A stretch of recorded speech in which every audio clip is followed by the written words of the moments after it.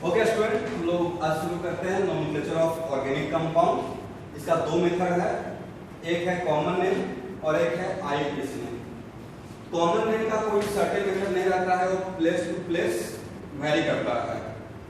तो ऐसे इसको कॉमन नेम ऐसे मान लीजिए कि कोई आपके पास टैबलेट है, तो इंडिया में सपोज कीजिए कि ऑर्गेनिक कंपाउंड कोई टैबलेट है जिसका नाम सिनारेस्ट है, माइट भी हो सकता है कि यूएस में दूसरा नाम हो।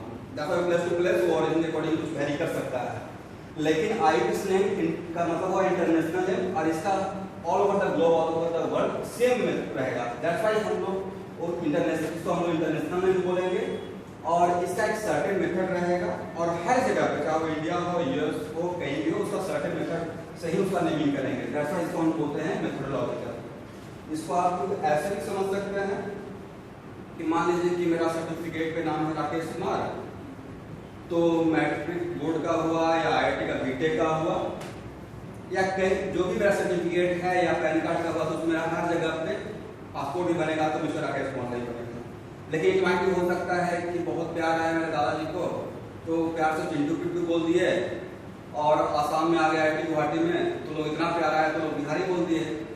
तो ऐसे सोच लीजिए कि प्लेस टू प्लेस इसका कॉमन नेम वेरी कर सकता है। दैट्स व्हाई कॉमन नेम का कोई सर्टेन मेथड नहीं रहेगा।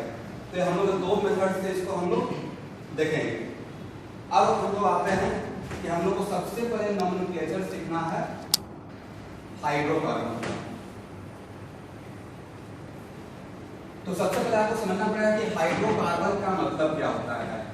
तो देखिए ऐसे आप ये 10th में तो लगभग जानते ही होंगे, बहुत बड़ा चीज नहीं है। तो हाइड्रोकार्बन दो टर्म से मिलकर बना है, हाइड्रोजन और कार्बन। इसका मतलब आप यहाँ पे बोल सकते हैं कंपाउंड। देखिए इसको मैं बहुत बेसिक से एबीसी से एकदम स्टार्ट कर रहा हूँ, कोई बहुत ऊपर लेवल से शुरू कर रहा हूँ। कंपाउंड अगर आप जानते हैं बहुत अच्छी बात है, लेकिन विद इन 10 मिनट्स फिर मैं मेन लेवल पे आ जाऊंगा। Compound containing hydrogen and carbon only. तो यहाँ पे इस टर्म पे आपको कॉन्सेंट्रेट करना पड़ेगा। वैसा कोई भी कंपाउंड जिसमें सिर्फ हाइड्रोजन और कार्बन, उसी को हाइड्रोकार्बन बोलना है। अगर अदर देन हाइड्रोजन और कार्बन लाइक ऑक्सीजन, क्लोरीन या कोई भी दूसरा एलिमेंट रहेगा तो आप उसको हाइड्रोकार्बन तो आपको नहीं बोलना है। फॉर एग्जांपल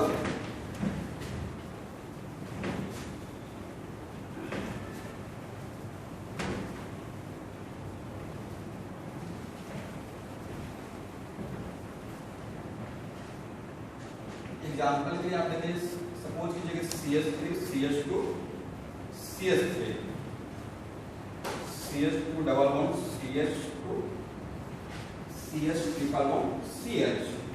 तो देखिए इस कंपाउंड में भी सिर्फ कार्बन और हाइड्रोजन है, इस कंपाउंड में भी सिर्फ कार्बन हाइड्रोजन है और इस कंपाउंड में सिर्फ कार्बन और हाइड्रोजन है।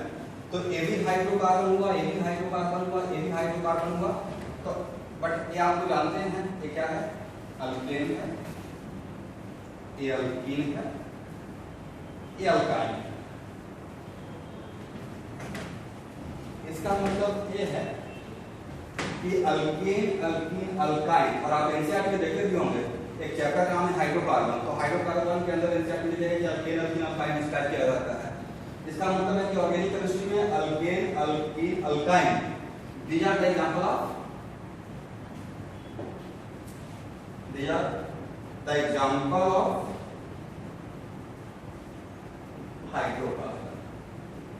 इसका मतलब है कि आपके सिलेबस का पार्ट भी है हाइड्रोकार्बन का मतलब है इसके अंदर हम 3 चैप्टर को डिस्क्राइब करेंगे, अल्केन, अल्कीन, अल्काइन।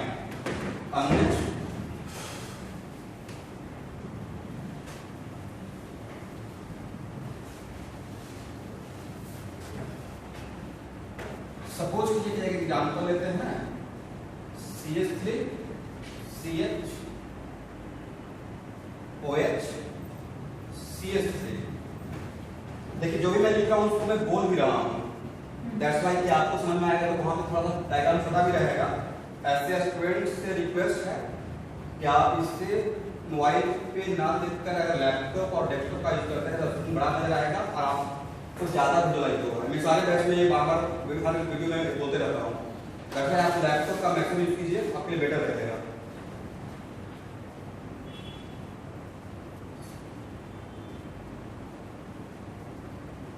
अब देखिए सपोज कीजिए कि आपसे कोई पूछा है कि ये हाइड्रोकार्बन का एग्जांपल है या नहीं है, CH3 CH2 CH3 CH3 CH3 Br, तो actually this is we are not example of hydrocarbon. क्यों? अब कोई पूछा है कि सर क्यों नहीं हुआ, तो यहाँ पे ऑक्सीजन है, मेरा डिफिनेशन में क्या था, any compound which contain only hydrogen and carbon. देखिए ऑर्गेनिक केमिस्ट्री बिल्कुल फर्स्ट लेक्चर है, तो इसका मतलब हाइड्रोकार्बन नहीं है, यहाँ भी ये हाइड्रोकार्बन नहीं है क्योंकि यहाँ पे एक ब्रोमीन है other than carbon and hydrogen. It means this is also not the example of what? Hydrocarbon.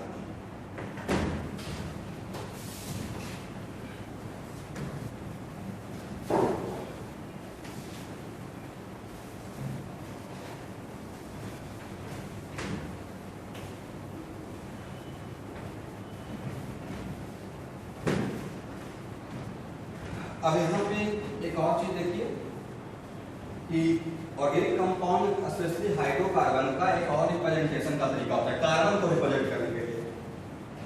तो सपोज कीजिए कि मैंने एक ऐसे रिप्रेजेंट कर दिया या ऐसे रिप्रेजेंट कर दिया, तो देखिए ऑर्गेनिक केमिस्ट्री का कन्वेंशन है and point, corner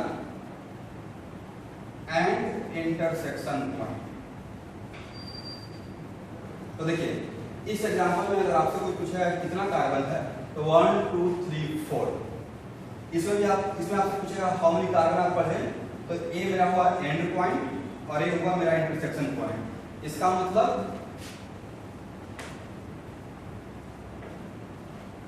and point, corner and intersection.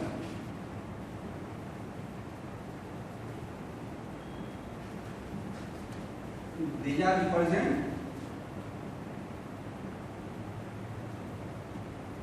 Carbon. अब देखिए तो इस मॉलिक्यूल में कितना कार्बन है, तो इस मॉलिक्यूल में 1 2 3 4। तो अगर आप इस मॉलिक्यूल में अगर सपोज कीजिए कि आप इसको ऐसे भी रिप्रेजेंट कर सकते हैं, तो नेक्स्ट क्वेश्चन कि सर कुछ स्टूडेंट को भी पता है कि सर यहाँ तो इस ऐसे रिप्रेजेंट कर रहे हैं, तो आप इसको ऐसे भी रिप्रेजेंट कर सकते हैं CH3 CH2 CH2 CH3। तो ए रिप्रेजेंटेशन और a representation all are correct. एक ऑर्गेनिक केमिस्ट्री कन्वेंशन है कि अगर यहाँ पे मैं हाइड्रोजन नहीं दिखा रहा हूँ तो डिफॉल्ट में मान लिया जाता है कि rest valency certified by hydrogen, तो कार्बन का वैलेंसी 4 होता है, 2 valency certified by this one and this one, तो रेस्ट 2 वैलेंसी और बचा हुआ है, तो 2 वैलेंसी इसका मतलब यहाँ पे कुछ नहीं है, तो 2 वैलेंसी सर्टिफाई करेगा हाइड्रोजन। तो इस कार्बन के पास कितना हाइड्रोजन है 2, देखिए यहाँ पे CH2 है, यहाँ पे इसका एक ही बॉन्ड बना है, तो बाकी 3 वैलेंसी सर्टिफाई कौन करेगा, हाइड्रोजन करेगा। तो अब एक को तो नहीं करना है कि सर ज्यादा ये करेक्ट है या ज्यादा ये करेक्ट है, ज्यादा all are correct, equally correct, आपकी मर्जी है। फास्ट होने के लिए मुझे बहुत फास्ट लिखना लगता है तो मैं इस मेथड से करता हूँ, ऐसे लिख देता हूँ। इसका मतलब आपको समझ लेना है कि राकेश सर लिख रहे हैं CH3 CH2 CH2 and CH3, ऐसे आप इसको समझ लेना है। यहाँ पे 2 हाइड्रोजन रहेगा, यहाँ पे तो ये हुआ रिप्रेजेंट करने का तरीका। इसका मतलब क्या क्या रहेगा, and point, corner, intersection, all ये रिप्रेजेंट ऑर्गेनिक केमिस्ट्री में कार्बन।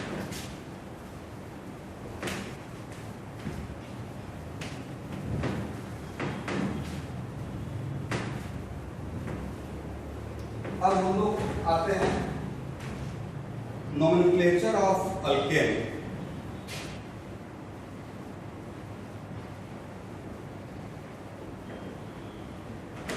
नोमेनक्लेचर ऑफ अल्केन, देखिए ये जो भी मैं यहाँ पे आप लोग को स्टूडेंट पढ़ा रहा हूँ, तो ऑलवेज माइंड रखिए कि इसका ऑलरेडी हैंड रिटन नोट्स आपको मैं भेज दिया हूँ, तो होपफुली आप लोग लिख लिए होंगे। तो सबसे पहले आप इसको लिख लिया कीजिएगा, फिर इसको मैं यहाँ पे वीडियो डिस्क्राइब करूंगा ताकि ज्यादा बेनिफिशियल रहेगा। कुछ स्टूडेंट नहीं लिखेंगे तो उनको उतना बढ़िया से समझ में आएगा, सब कुछ यहाँ पे मैं बोल रहा हूँ, पर लिख लेंगे तो समझिए कि आपको 95% आपको समझ में आ जाएगा। तो सबसे पहले अल्केन को क्या, अगर मैं अल्केन बोल रहा हूँ तो डिफॉल्ट में ऑर्गेनिक केमिस्ट्री में होता है ओपन अल्केन। साइक्लोअल्केन बोलना रहेगा तो मैं साइक्लोअल्केन मत बोलूंगा, बट अल्केन बोल रहा है तो माइंड में रखना है कि साइक्लोअल्केन बोल रहे हैं। अल्केन बोलने का मतलब है कुछ चीज कन्वेंशनल है कि हाँ ये होता है। सपोज कीजिए कि आप कुछ ऐसा बोल रहे हैं तो डे टू डे लाइफ में वो कन्वेंशन बनता है कि इसका मतलब यही होता है। तो मैं अल्केन बोल रहा हूँ तो ओपन चैनल के, तो अल्केन तो सबसे पहले मैं दो पार्ट में डिवाइड कर दूंगा।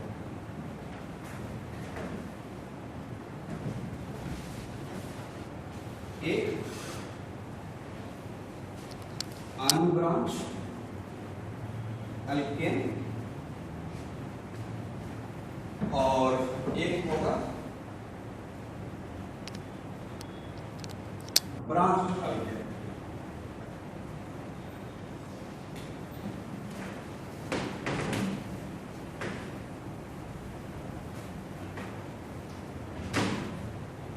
इतना ही कोड लेना चाहते हैं, तो बड़ा होगा तो काम कर सकते हैं क्या? ठीक है, ओके।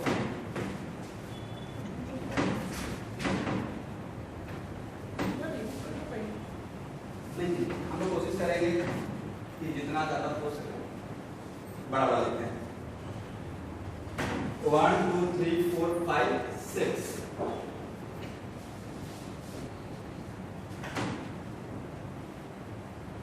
1 2 3 4 5 6।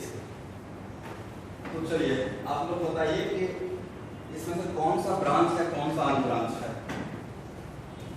तो स्टूडेंट को लगेगा कि सर ये तो बिल्कुल सीधा है, स्ट्रेट है, तो ये तो अनब्रांच होगा, अरे तो टेढ़ा है तो ब्रांच होगा। करेक्ट। जनरली मुझे फर्स्ट टाइम यही लगा था जब मैं पढ़ रहा था 10th के बाद में कि एक ब्रांच सॉरी अनब्रांच के बाद स्ट्रेट है और इसमें थोड़ा सा ये नीचे आ गया है, इसमें अटैच है, टेढ़ा हो गया तो ब्रांच होगा। बट एक्चुअल में फिर आप लोग कुछ लोग जानते नहीं होंगे, ए भी अनब्रांच है और ए भी unbranch, both are unbranched।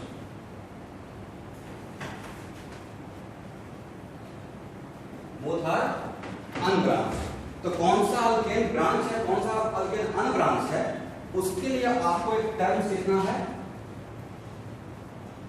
Terminal point. Terminal point का मतलब हुआ कि जहां पे आपका चेन लास्ट कर रहा है। तो सब इसमें देखिए हाउ मेनी टर्मिनल पॉइंट। अब इस कार्बन को टर्मिनल नहीं बोल सकते हैं, इसका एक कार्बन सैंडविच हो गया है, एक चेन इधर भी जा रहा है, चेन इधर भी आ रहा है, राइट भी जा रहा है, लेफ्ट भी आ रहा है। इसका मतलब मेरा टर्मिनल कार्बन नहीं हो सकता है। तो मेरा टर्मिनल कार्बन ए है और मेरा टर्मिनल कार्बन ए है। Then how many terminal point. तो इस केस में there are two terminal point. T में इंडिकेट कर रहा हूं टर्मिनल पॉइंट देखिए। तो मेरा टर्मिनल पॉइंट क्या कितना हो गया, आप लोग मैसेज करके मत पूछना शुरू कर दीजिएगा कि सर टीपी का मतलब क्या बोले। टीपी मतलब मैं शॉर्टकट लिखा हूं, यहां पे लिख दिया हूं टर्मिनल पॉइंट, क्योंकि एक बार में 500 एसएमएस आता है। अब उतना कैसे रिप्लाई करेंगे, इससे टीपी का मतलब टर्मिनल पॉइंट बोल रहे हैं। तो यहां पे हम टर्मिनल पॉइंट टू। अब इस कंपाउंड का स्ट्रक्चर देखिए, इवन इफ के स्ट्रेट नहीं लगे गए हैं, बट इसमें भी टर्मिनल पॉइंट एक हाउ मेनी, यहां पे टर्मिनल पॉइंट, एक टर्मिनल पॉइंट ये हो गया और एक टर्मिनल पॉइंट ये हो गया। तो इसमें भी इस कंपाउंड में भी टर्मिनल पॉइंट 2 है और इस कंपाउंड में भी टर्मिनल पॉइंट 2 है। इसका मतलब आज के बाद पूरे ऑर्गेनिक केमिस्ट्री के लिए वैसा कोई भी हाइड्रोकार्बन, चाहे वो अल्केन हो, अल्कीन हो या अल्काइन हो, अगर नंबर ऑफ टर्मिनल पॉइंट सिर्फ 2 रहेगा तो उसको आप अनब्रांच बोल दीजिएगा, चाहे वो सीधा हो या टेढ़ा हो, डजंट मैटर। इसका मतलब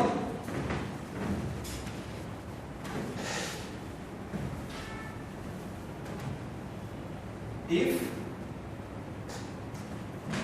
अनब्रांच का मैं डेफिनेशन लिख देता हूं, अनब्रांच अल्केन या हाइड्रोकार्बन भी आप इसको जनरलाइज कर लीजिएगा। If number of terminal point equal to 2 तब इसको अनब्रांच बोलेंगे। अब ब्रांच के लिए if number of terminal point greater than 2 then it is called branch। तो ये बहुत क्लियर कट आप लोगों के लिए डिफरेंशियल है, आगे चलकर बहुत ज्यादा काम होगा। और ये जो टर्मिनल पॉइंट कहा रहे हैं, ये पॉइंट देखिए इसका कितना एप्लीकेशन मैं करता हूँ। आइसोमेरिज्म इसका विग्रह अप्लाई करता हूँ और बॉइलिंग पॉइंट और मेल्टिंग पॉइंट हाइड्रोकार्बन में भी आपको, क्योंकि यहाँ पे अभी एक टर्म मैंने थोड़ा सा यूज किया ब्रांच। अब देखिए यहाँ से अब नेक्स्ट क्वेश्चन आ जाएगा कि सर अगर दो ऐसा कंपाउंड जिसमें टर्मिनल पॉइंट 3 है, एक में 4 है, मान टर्मिनल पॉइंट 7 पॉइंट होगा बट टर्मिनल पॉइंट 3 और एक में 4, तब वहाँ पे मैं एक टर्म यूज करूँगा, number of terminal point increase है, ब्रांचिंग इंक्रीज है। इसका मतलब टर्मिनल पॉइंट ज़्यादा रहेगा तो ब्रांचिंग ज़्यादा होगा।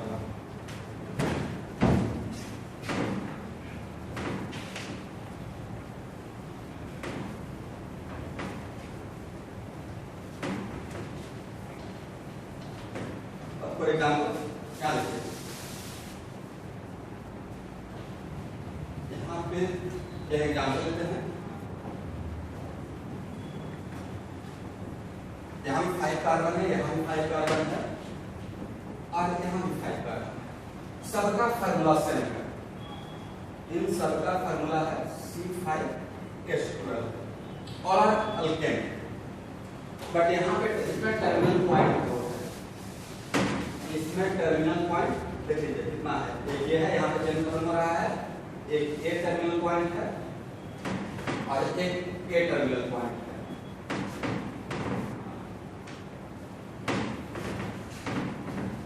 तो इस एग्जांपल में टर्मिनल पॉइंट है 3 और इस एग्जांपल में टर्मिनल पॉइंट हो जाएगा एक ए भी है टर्मिनल पॉइंट, एक टर्मिनल पॉइंट ए है, एक टर्मिनल पॉइंट ए है और एक टर्मिनल पॉइंट ए है। इसमें टर्मिनल पॉइंट हो गया आपका 4, तो ए मेरा कंपाउंड हो गया अनब्रांच और ए मेरा कंपाउंड हो गया, इसका नाम ए देते हैं, इसका नाम बी देते हैं, इसका नाम सी देते हैं। ये हो गया मेरा ब्रांच और ए भी कंपाउंड हो गया ब्रांच। अब स्टूडेंट यहाँ से 3 कंपाउंड में बी और सी, ए और सी आपका ब्रांच है, बोथ आर ब्रांच। तो नेक्स्ट क्वेश्चन है sir which one is more branch, which one is more branch and which one is less branch. Even if A and C are both are branch, तो यहाँ पे आपका रहेगा terminal point increases, इसका मतलब terminal point directly proportional to what, branching. इसका मतलब है कि टर्मिनल पॉइंट ज्यादा तो ब्रांचिंग ज्यादा हो जाएगा, ठीक है, ब्रांचिंग। तो इसका हम लोग यूज करेंगे जब आपको आइसोमेरिज्म में फिर property of alkane, physical property जहां like boiling point, melting point, van der Waals force of attraction, तो इन सब में आपको इसका यूज हो जाएगा।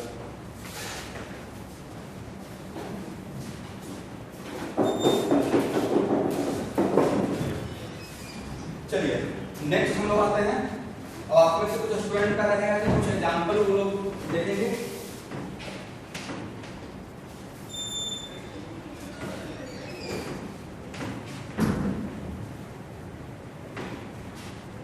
फॉर एग्जांपल आप इस क्वेश्चन बोलेंगे सर व्हाट अबाउट मीथेन, इसमें तो टर्मिनल पॉइंट एक ही है, तो मीथेन एक को एक्सेप्शन लेके चलिए, इसको अनब्रांच लिखना, exception it is what unbranch, क्योंकि इसमें टर्मिनल पॉइंट दो हो ही सकता है, इसमें एक ही कार्बन है जिसको अनब्रांच में हम लोग काउंट में लेंगे। तो अभी तक आपको एक क्लियर हो गया कि हाइड्रोकार्बन में कौन सा हाइड्रोकार्बन ब्रांच है, कौन सा हाइड्रोकार्बन अनब्रांच है, या अल्केन का बात कर रहे हैं। अब नेक्स्ट आते हैं, तो देखिए मैं अल्केन को दो पार्ट में डिवाइड कर दिया, वन ऑफ द पार्ट रहा अनब्रांच अल्केन और एक पार्ट रहा ब्रांच अल्केन। अब आते हैं नोमेनक्लेचर ऑफ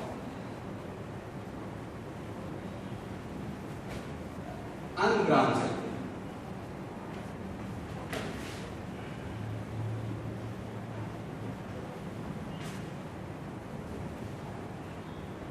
तो देखिए ऑलरेडी आपको मैं नोट्स दे दिया हूं, तो नोमेनक्लेचर ऑफ अनब्रांच अल्केन के लिए दो ओनली 2 रिक्वायरमेंट है।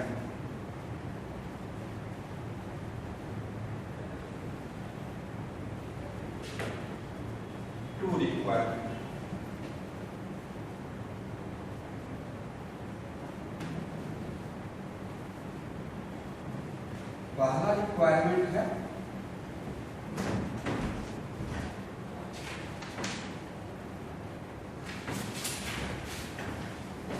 इसका रिक्वायरमेंट है कि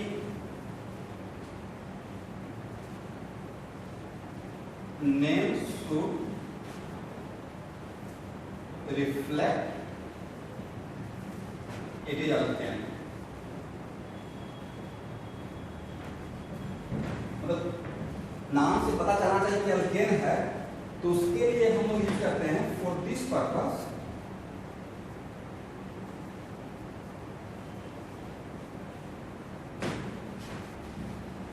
we use a suffix। हम लोग इसके लिए एक सफिक्स का यूज करेंगे, प्रीफिक्स सफिक्स। उसके लिए एक सफिक्स यूज करते हैं कि अल्केन अगर है तो हर कंपाउंड के लास्ट में एन आएगा। इसका तो पहला रिक्वायरमेंट है कि अगर हम लोग अनब्रांच अल्केन मतलब ऐसा अल्केन जिसमें टर्मिनल पॉइंट 2 हो, एक्सेप्शनली मीथेन को छोड़कर, तो उसके लिए हम लोग एक सफिक्स यूज करते हैं जिससे हर कंपाउंड के लास्ट में क्या आएगा, एन। एन अगर किसी कंपाउंड के लास्ट में आ रहा है, इसका मतलब मेरा वो अल्केन है। और second, number of carbon atom present in that, मतलब उस अल्केन में कितना कार्बन प्रेजेंट है वो पता चलना चाहिए। दो रिक्वायरमेंट का काम चल जाएगा। तो ये टू रिक्वायरमेंट से अगर मेरा काम चल रहा है तो नंबर ऑफ कार्बन एटम के लिए जनरली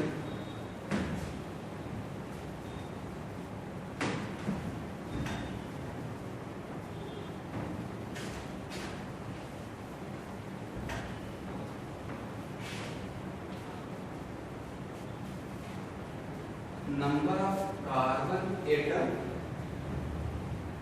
के लिए हम लोग ग्रीक वर्ड यूज करते हैं, ठीक है। फॉर एग्जाम्पल, अगर 1 कार्बन का अनब्रांच है, 1 कार्बन का, तो उसके लिए हम लोग पहले लिखेंगे मिथ। लेकिन अगर 1 कार्बन का अल्केन है तो मिथ तो इंडिकेट करना है कि इसका मतलब उसमें एक कार्बन है, बट ये अल्केन है, बात कौन बताएगा? तो उसके लिए क्या करेंगे, एन। तो पूरा मिला क्या हो गया, मीथेन। इसका मतलब है कि अल्केन में यहां तक का पार्ट, ए पार्ट बताएगा class of compound it is alkane, और ए पार्ट इंडिकेट करेगा कि how many number of carbon present in that unbranch alkane. That's what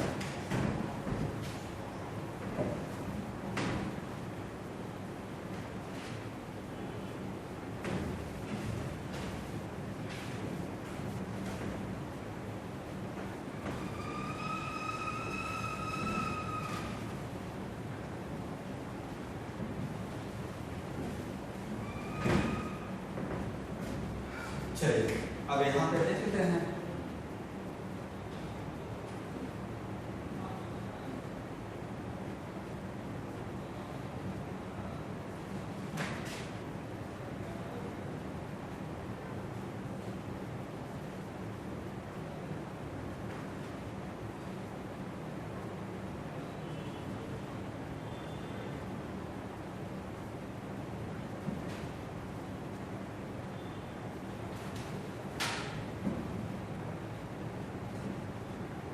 इसमें 1 कार्बन है, इसका नाम हुआ मीथेन, मीथ का मतलब 1 होता है।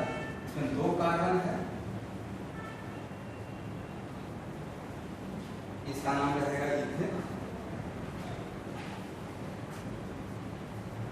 इसमें 3 कार्बन है, इथ का मतलब होता है 2, मीथ का मतलब होता है 1। इसमें 3 कार्बन है, इसका नाम रहेगा प्रोपेन।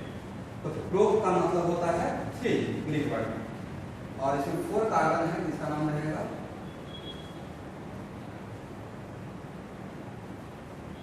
ब्यूटेन। तो ब्यूट का मतलब होता है 4। तो आप समझ गए।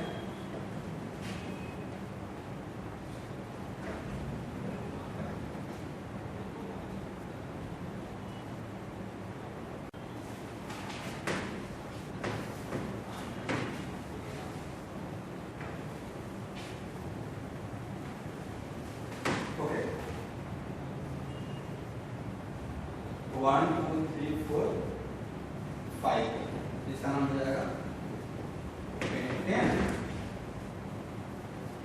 1 2 3 4 5 6, इसका नाम हो जाएगा हेक्सेन।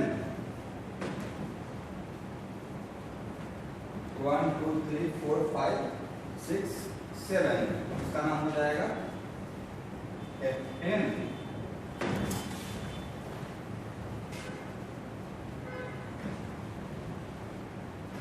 1 2 3 4 5 6 7 8, इसका नाम हो जाएगा ऑक्टेन।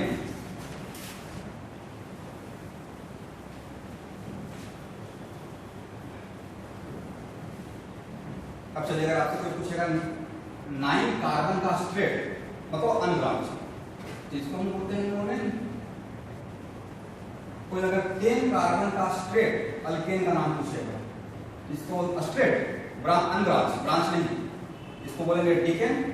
अगर 11 कार्बन का पूछेगा, इसको बोलते हैं अनडीकेन। देखिए 10th तक में स्टूडेंट सब लोग डीकेन तक तो पढ़ते ही हैं, उनको 10th कार्बन का पता होता है, 11 कार्बन से उनको नहीं पता रहते हैं। 11 कार्बन का अनडीकेन, 12 कार्बन का 2 डीकेन,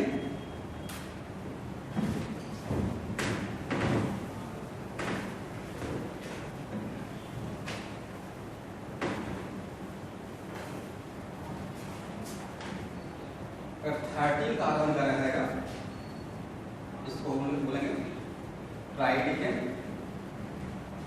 14 कार्बन का रहेगा स्ट्रेट अनब्रांच, टेट्राडीकेन। 15 कार्बन का रहेगा पेंटाडीकेन। 16 कार्बन का रहेगा हेक्साडीकेन। 17 कार्बन का रहेगा हेप्टाडीकेन। 18 कार्बन का मेरा स्ट्रेट अनब्रांच रहेगा ऑक्टाडीकेन। 19 कार्बन का रहेगा, इसको मोनाडीकेन। इतना तक मुझे लगता है काम चल जाएगा, इससे ज्यादा आपको पढ़ने का रिक्वायरमेंट नहीं है। 20 कार्बन को पूछेगा तो इकासेन बोलिएगा, मिकासेन नहीं, इकासेन, इकासेन इसको बोलेंगे। तो यहाँ से 19 कार्बन तक आप देख लीजिए, बाकी आपके लिए एक था नोमेनक्लेचर ऑफ अनब्रांच अल्केन। अब आते हैं nomenclature of branch alkane.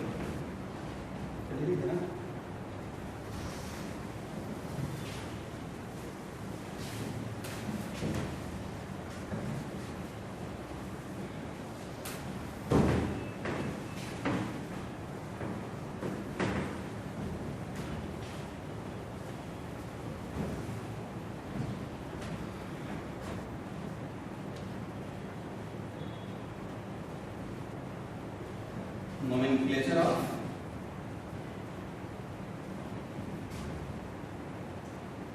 branch alkane।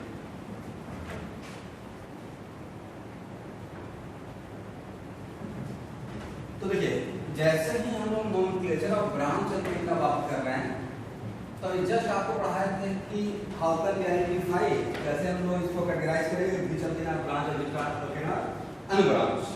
तो अगर नंबर ऑफ टर्मिनल पॉइंट 2 से ज्यादा रहेगा तो नंबर ऑफ टर्मिनल पॉइंट अगर 2 से ज्यादा रहेगा तो ब्रांच अल्केन काउंट कीजिएगा।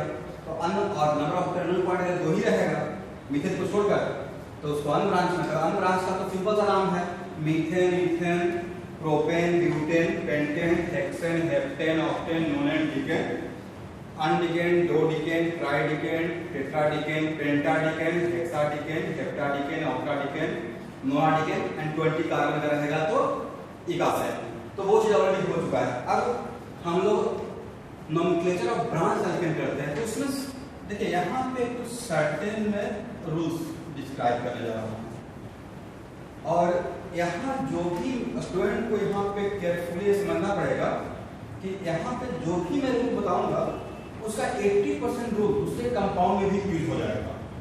तो यहाँ से ही आपको अनब्रांच जो सब लोग जानता होगा, ये कोई नया बात नहीं पढ़ाया, यहाँ से आपको चीजों को समझना पड़ेगा। तो इसमें हम लोग सर्टेन रूल्स के अकॉर्डिंग चलेंगे।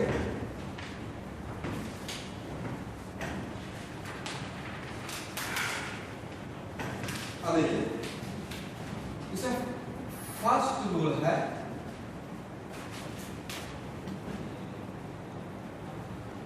Find longest and continuous chain of carbon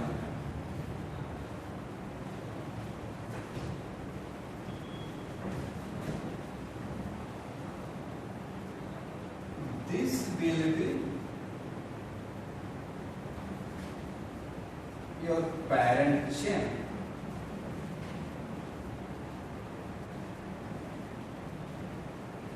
पहला पॉइंट हम लोग ऐसे समझ लेते हैं।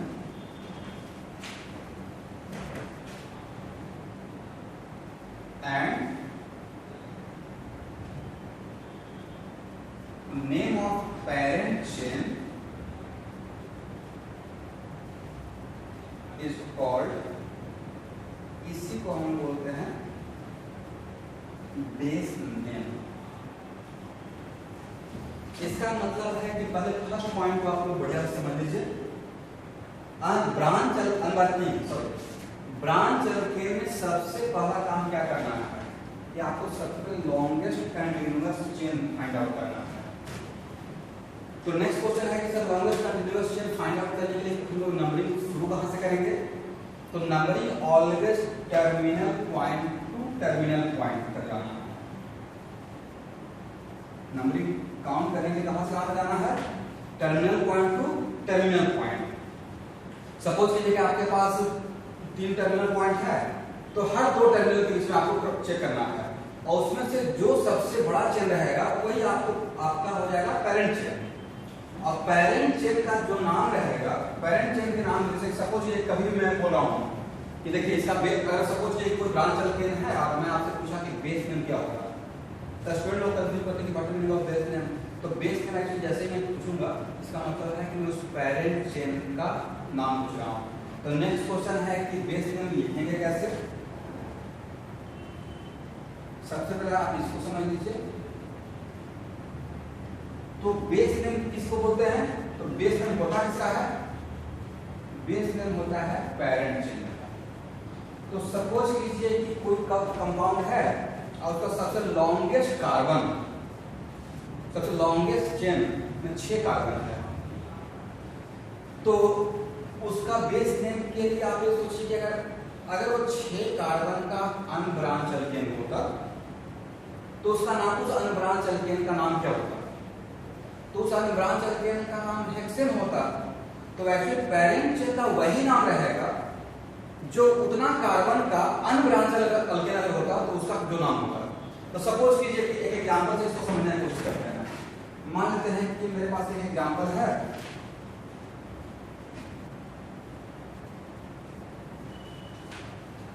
आप ऐसे इसको देख लीजिए।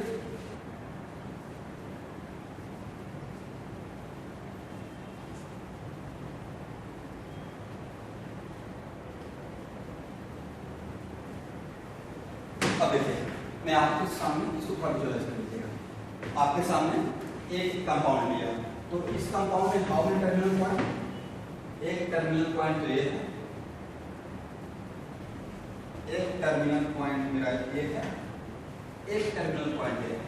तो अब हम लोग को यहाँ पे सबसे पहला रूल यहाँ पे क्या पढ़ाए थे कि फाइंड लॉन्गेस्ट कंटीन्यूअस चेन। तो लॉन्गेस्ट कंटीन्यूअस चेन के लिए नंबरिंग कहाँ से कहाँ करना है? नंबरिंग करना है टर्मिनल पॉइंट से टर्मिनल पॉइंट। देखिए 1 2 3 4 5 6 7। तो अगर इस टर्मिनल से इस टर्मिनल तक अगर आते हैं, इस कार्बन से अगर इस कार्बन तक आते हैं, ये मेरा टर्मिनल पॉइंट है, तो 1 2 3 4 5 6 7 मिला। और अगर यहाँ से यहाँ जाते हैं 1, इस टर्मिनल से इस टर्मिनल तक आते हैं, इस कार्बन से इस कार्बन तक, तो 1 2 3 4 5 6 7 8 हुआ। बट अभी यहाँ से यहाँ बचा हुआ है, तो 1 2 3 4 5 6 7 8 9 10। तो सबसे ज्यादा नंबर ऑफ कार्बन एटम किस टर्मिनल से किस टर्मिनल मिल रहा है? तो सबसे ज्यादा कार्बन एटम तो हम लोग को यहां से यहां तक ही मिला है। इसका मतलब हो गया कि ये मेरा जो हो गया यहां से यहां तक, ये मेरा हुआ पेरेंट चेन। तो ये मेरा पेरेंट चेन हो गया। अब इस पेरेंट चेन का नाम क्या रहेगा? तो पेरेंट चेन का कभी भी नॉमेनक्लेचर जो आगे तक हमें पढ़ाएंगे, तो जो भी कंपाउंड किसी भी ऑर्गेनिक कंपाउंड का नेमिंग करते हैं तो पेरेंट चेन का नाम सबसे लास्ट में लिखते हैं, और पेरेंट चेन के नाम को हम लोग बोलते हैं बेस नेम। इस कंपाउंड का बेस नेम क्या है? तो कभी भी अगर मैं आपसे पूछूंगा कि और स्टूडेंट बताइए कि इस कंपाउंड का बेस नेम क्या है, इसका मतलब मैं उसका पेरेंट चेन का नाम पूछ रहा हूँ। अब पेरेंट चेन का नाम ऑलवेज लास्ट में लिखना होता है, और ऐसा रूल है, कन्वेंशन है। तो यहाँ पे पेरेंट चेन में 1 2 3 4 5 6 7 8 9 10। तो एक्चुअली इस कंपाउंड में कार्बन है 12, बट इसका पेरेंट चेन 10 है। तो 10 इसका बेस नेम क्या होगा? तो बेस नेम के टाइम पे आपको ये सोचना है, ऑलरेडी मैं हैंड रिटन नोट्स में आपको ये सब लिख कर दिया हुआ है, तो वहां पर देख लीजिएगा। इसका बेस नेम में अगर 10 कार्बन का अनब्रांच होता तो उसका नाम क्या होगा? तो 10 कार्बन का अनब्रांच होता तो इसका नाम होगा डिकेन। इसका मतलब है कि इसका पेरेंट चेन जिसको बेस नेम बोल रहे हैं, इसका नाम रहेगा decane. But I am not talking about कि हां इस पूरे कंपाउंड का नाम डिकेन हो गया। इसका सिर्फ इस पार्ट का पेरेंट चेन का नाम डिकेन हुआ, बाकी पूरे कंपाउंड का नाम क्या होगा उसको हम लोग अभी 1 बाय 1 क्लियर कर रहे हैं। अभी जस्ट मैं आपको सिखा रहा हूं कि what the name of base, what the name of parent chain या बेस नेम। इसका बेस नेम हुआ डिकेन।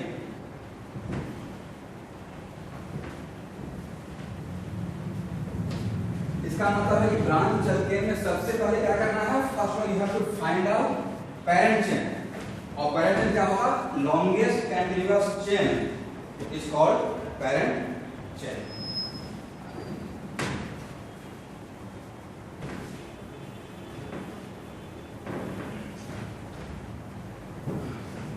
ओके,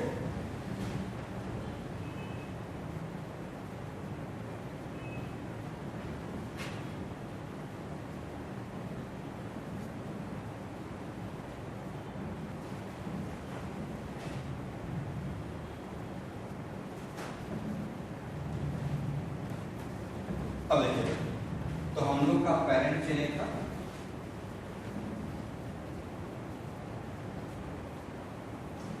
ये है मेरा पेरेंट चेन। अब नेक्स्ट क्वेश्चन,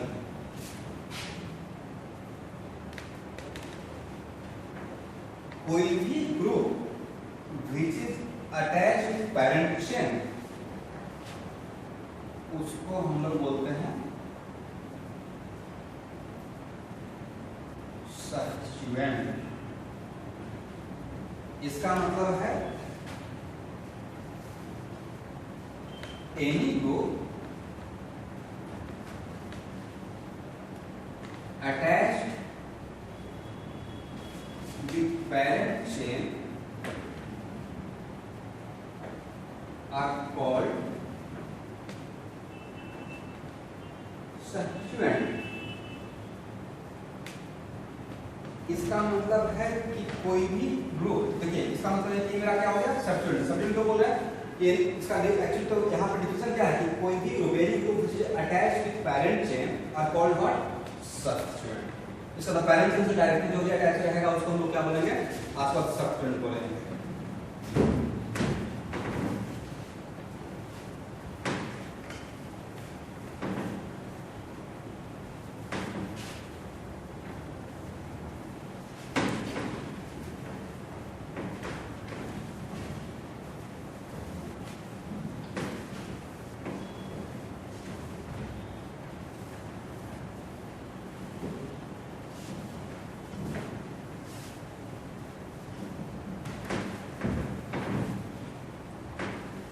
अब चलिए,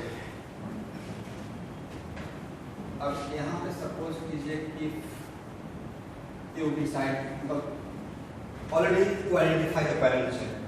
अब पेरेंट चेन आपने आइडेंटिफाई कर लिया और आप देखा कि पेरेंट चेन में एक ही ग्रुप है, एक ग्रुप अटैच है, तो इसको हम लोग बोलेंगे किसमें जो भी पैरेंट चेन से अटैच रहेगा, तो ये आपका अगर समझो पैरेंट चेन है, ऐसे G अटैच है और एक ही ग्रुप अटैच है, तो इसको बोलेंगे मोनोसब्स्टिट्यूटेड। लेकिन सपोज कीजिए कि आपका पैरेंट चेन है और इसमें दो ग्रुप अटैच है, एक है G1 और एक है G2, तो इसको बोलेंगे डाइसब्स्टिट्यूटेड।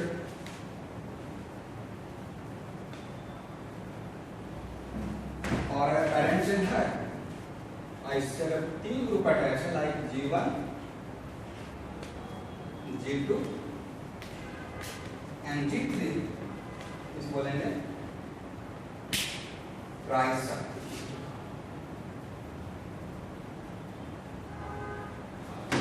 और पैरेंट चेन से अगर बहुत सारा ग्रुप अटैच रहेगा, सपोज लीजिए बहुत सारा ग्रुप अटैच है, बहुत सारा ग्रुप अटैच है, G1, G2, G3, G4, Gn, इसको बोलेंगे पॉलीसब्स्टिट्यूटेड।